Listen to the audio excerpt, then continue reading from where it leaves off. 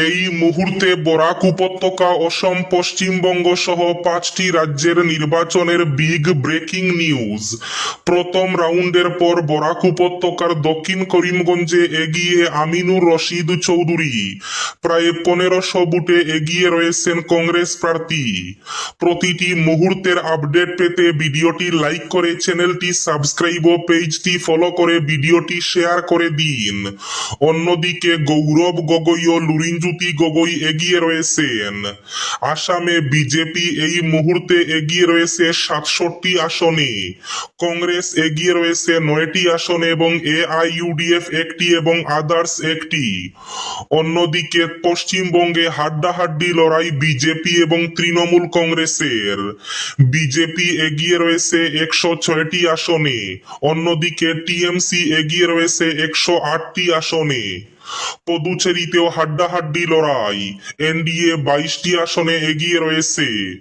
অন্যদিকে নাজিরা থেকে দেবব্রত শইকিয়া এগিয়ে রয়েছেন কংগ্রেসের। বরক্ষেত্রী থেকে দিগন্ত বর্মন রয়েছেন এগিয়ে। কেরালামেও এলডিএফ রয়েছে 62 আসন, ইউডিএফ রয়েছে 66 আসনে এগিয়ে। বিজেপির বিমল বরা অগ্রগতি রয়েছেন। তামিলনাড়ুতে ডিএমকে 56, এডিএমকে 28 এবং টিভিকে 27। এই মুহূর্তে পদুচেরিতে ইন্ডিয়া রয়েছে পদুচেরিতে একটি আসনে এগিয়ে। সেই সঙ্গে বঙ্গাইগাঁওয়ের দীপ্তিময়ী চৌধুরী এগিয়ে রয়েছেন। বরাক উপত্যকার শিলচরের রাজদীপ রায় এই মুহূর্তে এগিয়ে রয়েছেন। এদিকে ধেমাজি থেকে বিজেপির ডক্টর রনজ পেগুর অগ্রগতি। সেই সঙ্গে আসামের সবকটি বিধানসভার ফলাফল পেতে এক্ষুনি সাবস্ক্রাইব করে রাখুন।